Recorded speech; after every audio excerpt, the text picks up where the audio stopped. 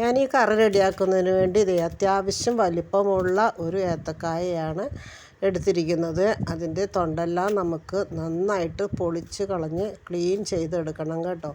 നന്നായിട്ട് പൊളിച്ച് കളഞ്ഞ് ക്ലീൻ ചെയ്തെടുത്ത് ഏത്തക്കായ അതേ 4 പൊളിച്ച് ഒരേ വലിപ്പമുള്ള കഷ്ണങ്ങളാക്കി നമുക്ക് മുറിച്ച് ഒരല്പം വെള്ളത്തിലേക്ക് ഇട്ട് കൊടുക്കാം. ഇതുപോലെ ഒരേ വലിപ്പമുള്ള കഷ്ണങ്ങളാക്കി അതിലേക്ക് ഞാൻ നേരിയ കഞ്ഞിവെള്ളമാണ് ഒഴിച്ചു കൊടുത്തിരിക്കുന്നത്.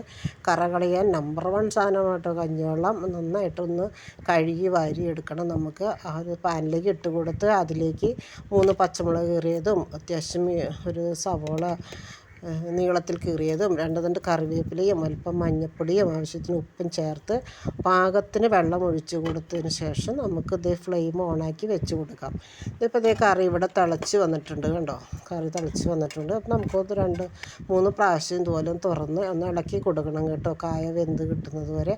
അപ്പോഴേക്കും നമുക്ക് അതിന് ഒരു മുറി തേങ്ങ ഞാനിവിടെ ചിരണ്ടി വെച്ചിട്ടുണ്ട്. അത് നന്നായിട്ട് അരച്ച് ഞാൻ വെച്ചിട്ടുണ്ട് കേട്ടോ. ഇപ്പോൾ കായ ഇവിടെ വെന്ത് വന്നിട്ടുണ്ട്. ഗ്രേവിയൊക്കെ പറ്റി കായ വെന്ത് പാകമായിട്ടുണ്ട്. ഇതിലേക്ക് നമ്മൾ അരച്ച് വെച്ചിരിക്കുന്ന അരപ്പ് നമുക്ക് ചേർത്ത് കൊടുക്കാൻ മതി. നമ്മൾ അരപ്പ് ചേർത്ത് കൊടുക്കുക. അപ്പം നിങ്ങൾക്ക് ഈ വീഡിയോ കാണുമ്പോൾ അതിനെക്കുറിച്ചുള്ള അഭിപ്രായങ്ങൾ എൻ്റെ കമൻറ്റ് ബോക്സിൽ ഒന്ന് എഴുതണം കേട്ടോ. അപ്പോൾ ഇത് കണ്ടോ, നമ്മുടെ കറിയിലേക്ക് അരപ്പ് ചേർത്ത് നന്നായിട്ട് ഒന്ന് മിക്സ് ചെയ്ത് കൊടുത്ത് ഒന്ന് മൂടി വയ്ക്കാം. അപ്പോൾ തിളയ്ക്കുന്നത് വരെ നമ്മൾ വെയിറ്റ് ചെയ്യണം. അപ്പോഴേക്കും നമുക്ക് അതിനാവശ്യമുള്ള തൈര് എടുത്തിട്ട് ഒരു പാത്രത്തിൽ എടുക്കാം. ഞാൻ പാക്കറ്റ് തൈരാട്ടോ ഉപയോഗിക്കുന്നത്. അപ്പോൾ പുളി നോക്കി വേണം നമ്മൾ കറിയിലേക്ക് ചേർത്ത് കൊടുക്കുന്നത്. ഇപ്പോൾ ഇതേ കറി ഇവിടെ തിളച്ച് പാകമായിട്ടുണ്ട്. ഇതിലേക്ക് ആ തൈര് നമ്മൾ ആവശ്യം അനുസരിച്ച് ഒഴിച്ച് കൊടുക്കുക. പുളി നോക്കിയിട്ട് വേണം നമ്മൾ തൈര് ഒഴിച്ച് കൊടുക്കാനായിട്ട്.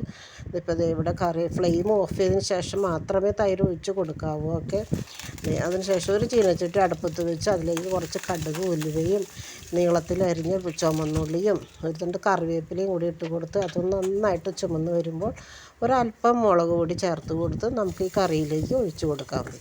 ഞാൻ ഈ കറിയിലേക്ക് ഇത് ഒഴിച്ച് കൊടുക്കുകയാണെങ്കിൽ നമ്മൾ 1 മിനിറ്റ് നേരത്തേക്ക് ഒരു ലിഡ് വെച്ചിട്ട് ഇതൊന്ന് മൂടി വെക്കണം കേട്ടോ.